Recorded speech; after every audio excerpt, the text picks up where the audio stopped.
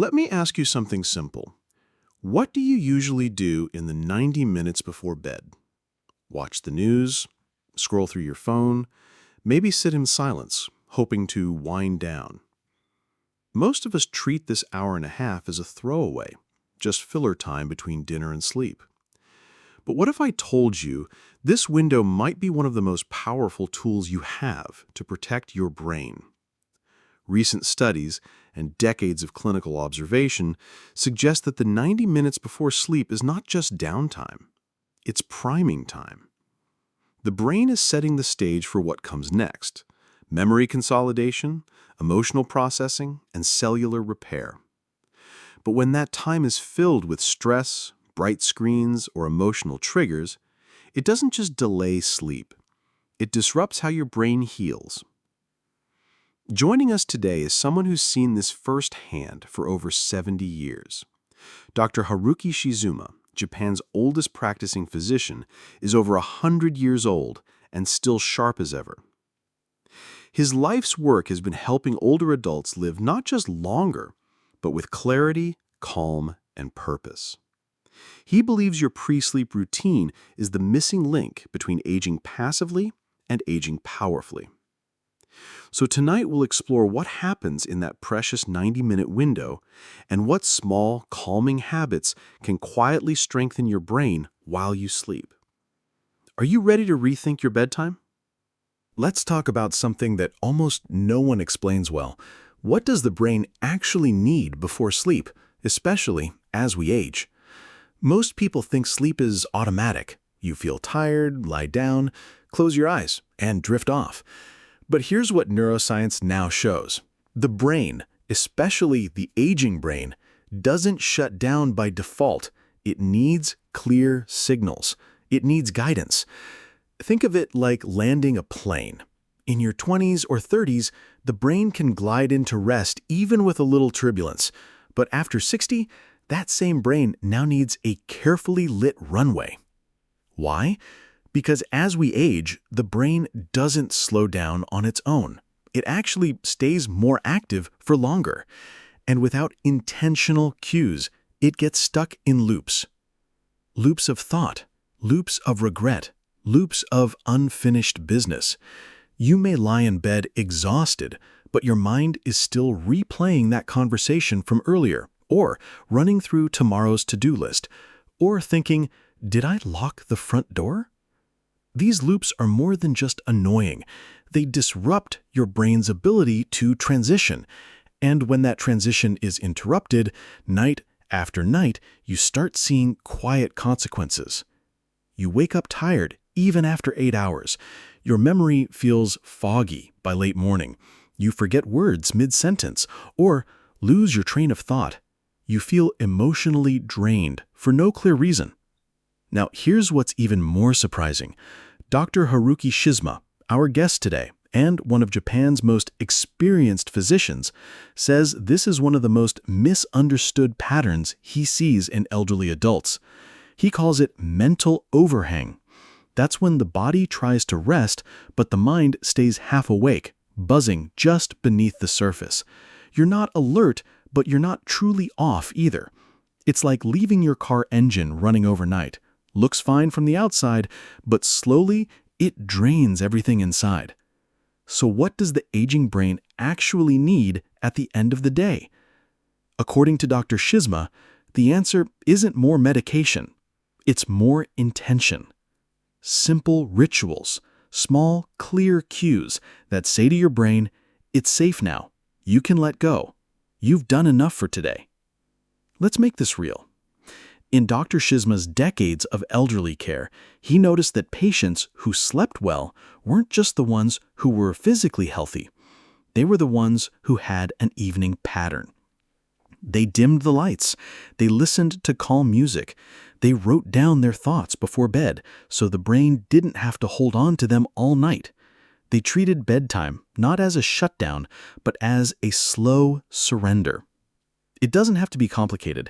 Even one mindful change, like switching off screens 30 minutes earlier or taking 3 minutes to breathe deeply, can give your brain the cue it's been missing. Because here's the truth. The brain is like a wise old friend. It doesn't need to be forced. It just needs to be gently reminded. So tonight, ask yourself, what message are you sending to your brain before bed? Is it chaos, scrolling, news, and noise? Or is it, you're safe now, let's rest? In the next section, we'll walk you through Dr. Shizuma's favorite bedtime techniques used for over 70 years with thousands of patients to guide the aging brain into deep, restorative sleep. But first, take a moment. How does your evening feel right now? Is it helping your brain or holding it hostage? So now we understand that the aging brain doesn't shut down on its own. It needs our help. It needs signals, structure, and intention. But here's the tricky part. Most of us are unknowingly sending the wrong signals every single night. We think we're relaxing, but in reality, we may be keeping our brain wide awake. Let's take a closer look at the quiet habits that might be sabotaging our sleep without us even realizing. Let's talk about something that almost no one explains well.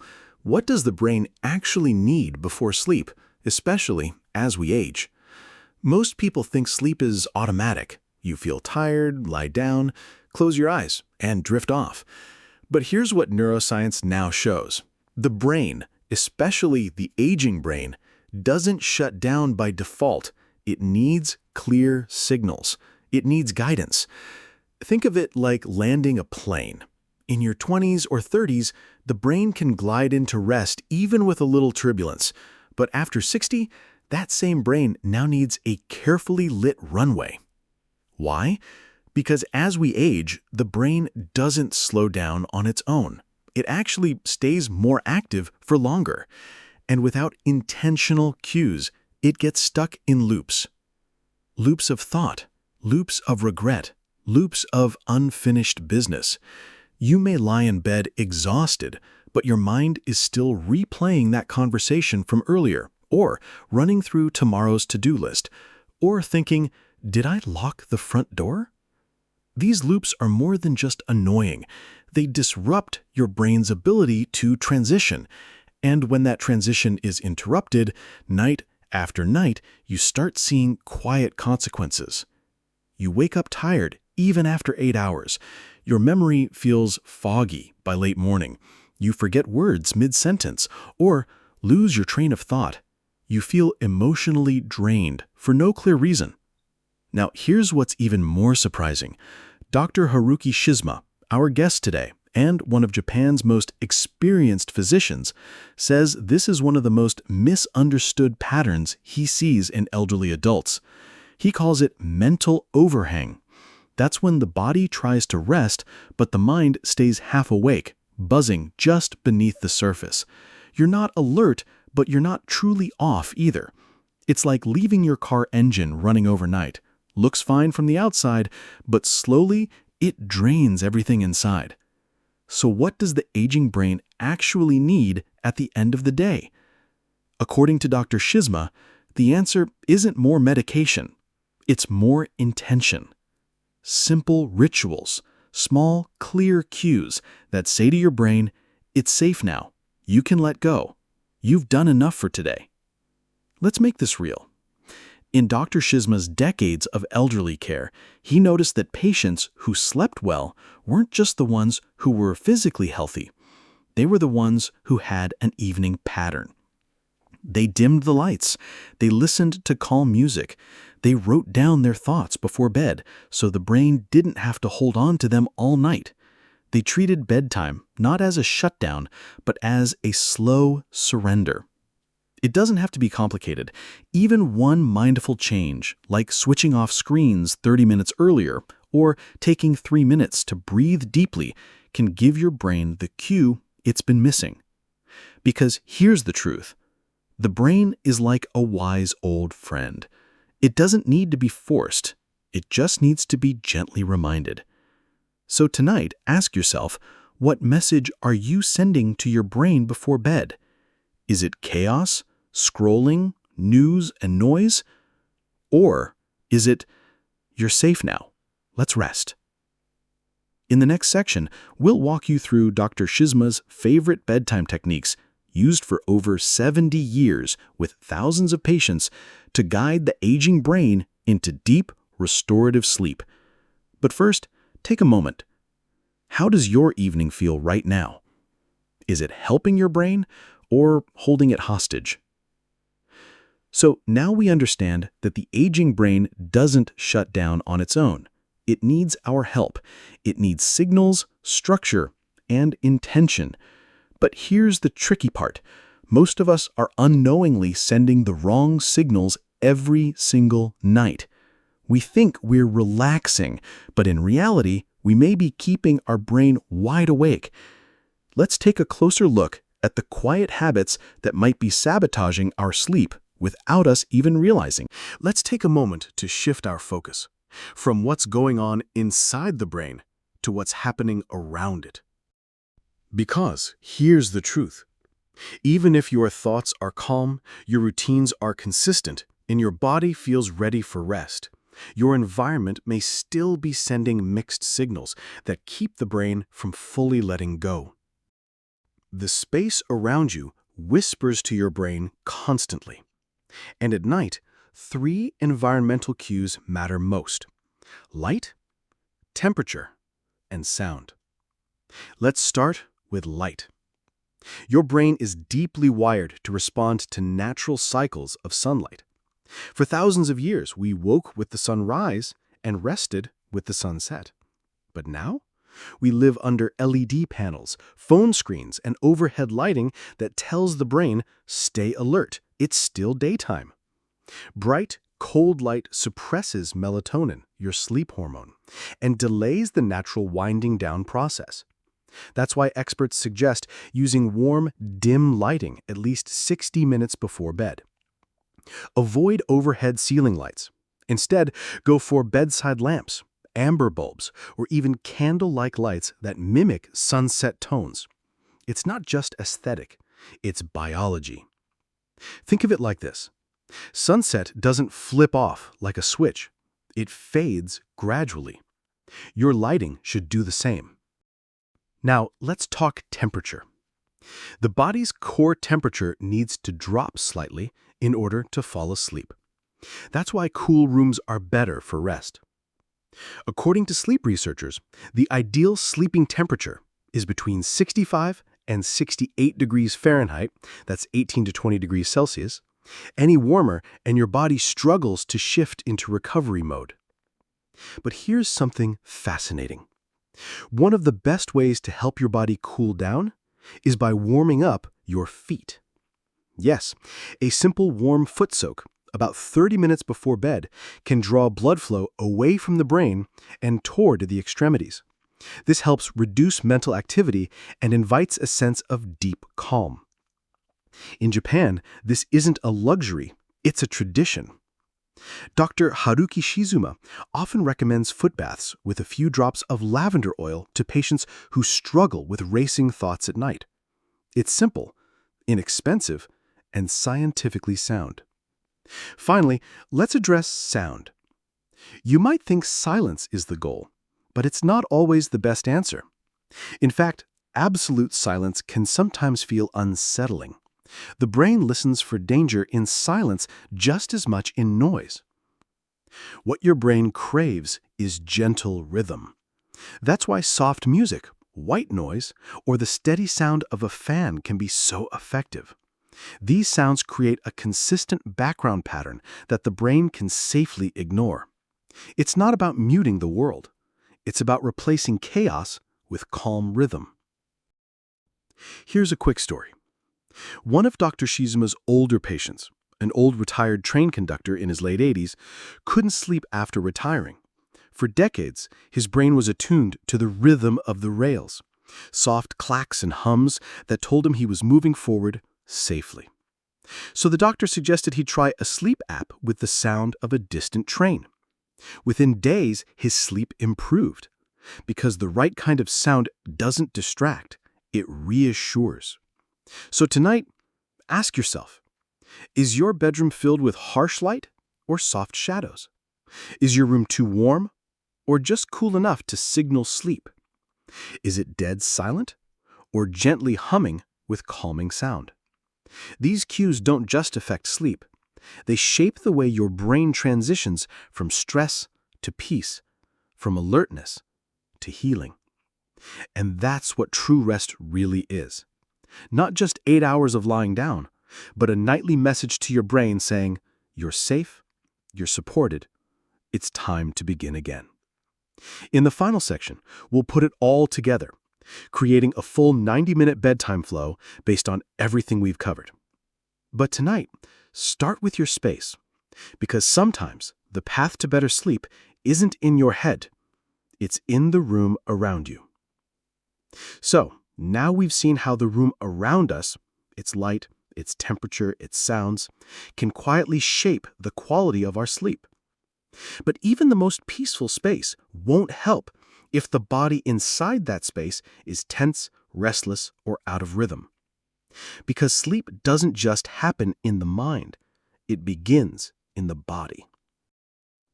And in the next part, we'll explore the simple physical habits, like walking, bathing, and slowing down, that help your body send the final signal, I'm ready to rest. By now, we've talked a lot about the mind, the thoughts we carry, the environment we create, the signals we send.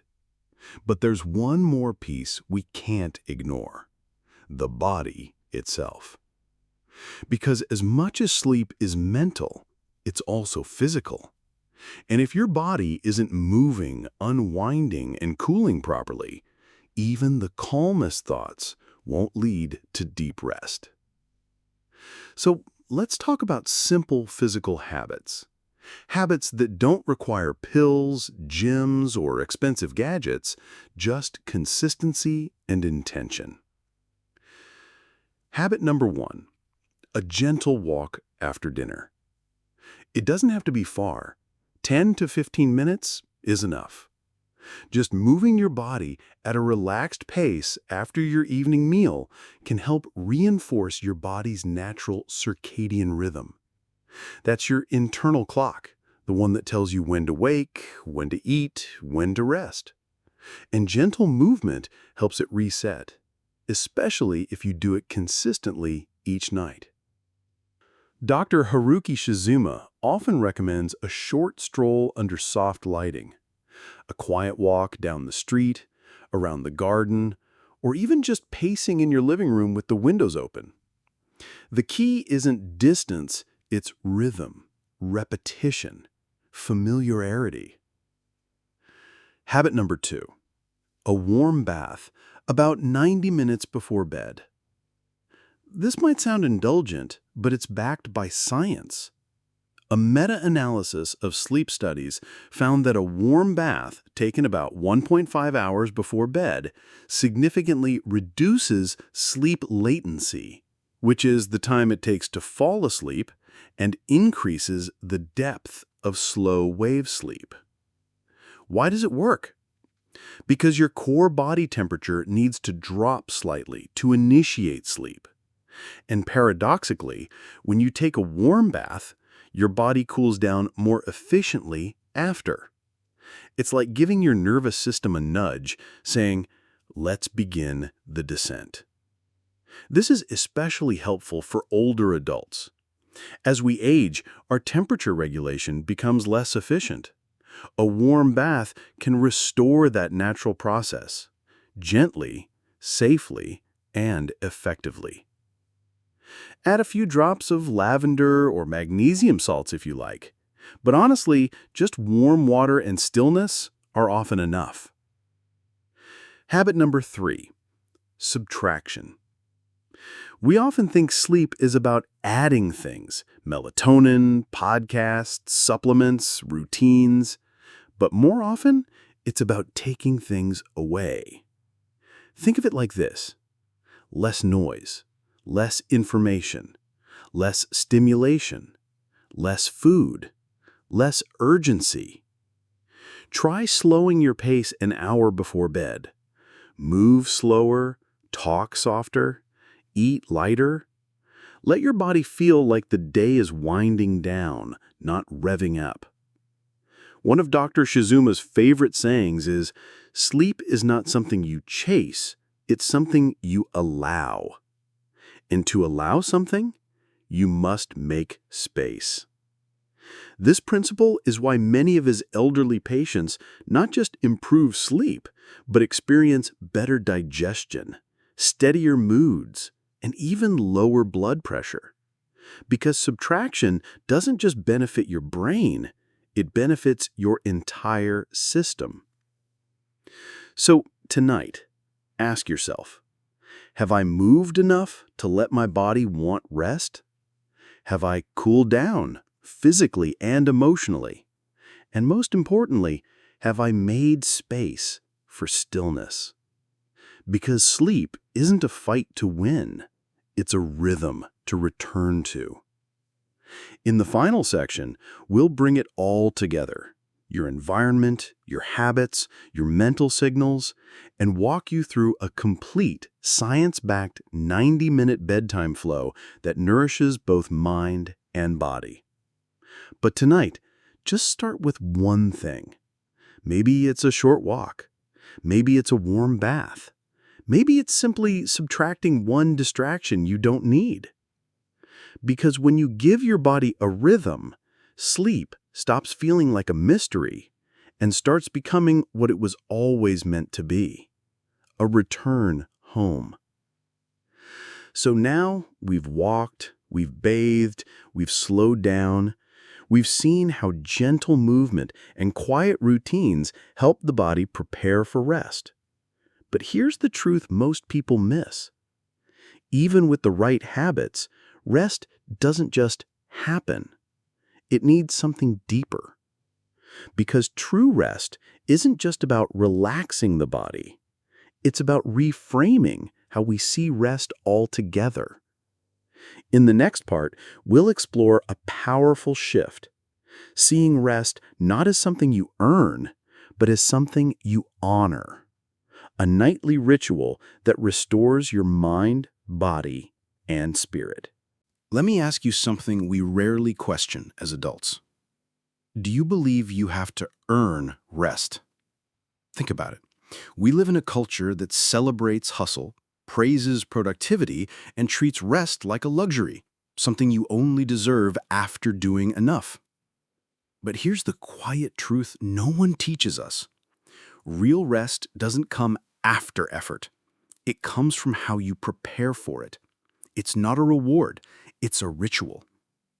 And the most restorative kind of rest, the kind that heals, not just pauses, requires more than just lying down or closing your eyes. It requires intention. It requires transition. It's signaling to the brain, we're shifting modes now. That shift in neuroscience is called moving from sympathetic to parasympathetic state, from fight or flight to rest and restore. Think of it like switching from high gear to low gear, not slamming on the brakes, but easing into a slower, safer rhythm. And when that shift is done right, especially for older adults, the difference is profound. Because here's what we've seen in thousands of patients over the years. When rest is treated like a sacred ritual, not a rushed obligation, seniors don't just wake up less tired. They wake up clearer, more balanced, more emotionally steady. Why? Because sleep isn't just a reset button. It's the brain's nightly opportunity to clean, repair, and reorganize. It clears mental clutter, strengthens new memories, balances blood sugar, calms inflammation, and even improves decision-making the next day. But none of that happens if sleep is treated like a light switch, on one moment, off the next. Dr. Haruki Shizuma often shares a story from his early years in medicine.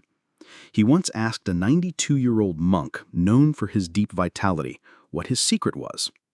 And the monk said this: "I begin resting long before I go to bed." That's the heart of it. Rest isn't a one-time act. It's a sequence, a flow. And that's what the last 5 parts of this series have been leading to. It's not about adding dozens of tasks to your night. It's about creating a pattern, a pathway your body and brain begin to recognize. That's why the 90 minutes before sleep matters so deeply. Because in those 90 minutes, you're not just preparing to sleep, you're preparing to heal. Let's recap briefly. You learned that the aging brain needs guidance, not silence. You saw how overstimulation keeps the mind alert when it should be winding down. You explored how environmental cues, light, temperature, sound, quietly influence your biology. You practiced sending signals of safety through small, repeatable rituals. And you moved your body gently, not to burn calories, but to align with your natural rhythm. Now comes the final piece. Choosing to see rest as a sacred space. Not a break from doing, but a celebration of being. So tonight, or any night you feel scattered, overstimulated, or stretched too thin, remember this. You don't have to collapse into sleep. You can walk into it. Softly, deliberately, ritualistically. And when you do, you'll notice something subtle but beautiful the next morning. Less grogginess, more clarity, more emotional steadiness, and a quiet confidence that says, I am supported, I am restored, I am ready. Because rest isn't the opposite of productivity. It's what makes productivity possible. So give yourself permission, not just to sleep, but to prepare, to soften, to signal, to receive the full gift of rest. Not someday, not after everything's done, but tonight. So now we've reached the heart of it all. That rest isn't something to earn, it's something to honor. Not a pause in life, but a pathway to healing. But that shift from shutting down to truly restoring doesn't just happen with good intentions. It happens in what we do next. It happens in the final moments of the day, when the lights dim, the noise softens, and we ask our bodies to let go. Because sleep, when done right, isn't the end of your day. It's the beginning of your body's repair. And that's where we go next. So here we are. After all the routines, the quiet signals, the rituals and reminders, it comes down to one final question. Are you preparing to shut down, or are you preparing to heal? Because the truth is, sleep is so much more than rest. It's more than lying still, more than not being awake. Especially after age 60, sleep becomes one of your body's most powerful tools for renewal. It's in deep sleep that your tissues begin to repair themselves. It's when your immune system strengthens, your muscles recover, your hormones reset, and most importantly, it's when your brain clears out toxins that build up during the day. Proteins linked to memory loss, brain fog, even Alzheimer's are removed only during deep, uninterrupted sleep. This is why your 90 minutes before bed matter so deeply. Because those 90 minutes decide whether you're drifting into healing or simply collapsing into fatigue. Dr. Haruki Shizuma once said, "Sleep isn't when the body turns off. It's when the body turns inward to restore what the day has worn down." And that's what I hope this video has reminded you of. That your evenings aren't just the leftovers of your day. They're the beginning of your repair. So instead of scrolling until you pass out, instead of letting exhaustion be the only reason you go to bed, what if you chose to close your day gently? What if you honored those final 90 minutes like you would a sacred ritual? Not with perfection, but with presence. Because your brain, your heart, your bones, they're not just aging, they're asking for time. Time to heal, time to be still, time to recenter. And here's the beautiful part. You don't need a full lifestyle overhaul to get there. You just need small steps. Soft light, fewer screens, slower movement, a walk, a warm soak, a few deep breaths, a whisper to your body that says, "You've done enough today. It's time to receive." And over time, as these gentle habits repeat, night after night, your sleep becomes more than sleep. It becomes medicine. It becomes clarity. It becomes the thing that gives you back your mornings. So tonight, when the day winds down, ask yourself, am I preparing to shut down, or am I preparing to heal? The answer may be the difference between waking up tired and waking up whole. Thank you for spending this time with us. And if this video helped shift the way you think about sleep, I hope you'll carry that shift with you into tonight, into tomorrow, and into the years ahead. Because after 60, you're not running out of time. You're just learning how to use it differently. Good night, and be well. Before you go, we'd love to hear from you. What's one small thing from tonight's video you're going to try? Maybe it's dimming the lights. Maybe it's turning off your phone earlier. Maybe it's taking that quiet 10-minute walk. Whatever it is, drop it in the comments below. And here's something even more powerful. Try it for the next 7 nights. Then come back and let us know what changed. Did your sleep feel deeper? Did your mind feel clearer in the morning? Even the smallest rituals, done with care, can lead to powerful results. So let's turn this into something real.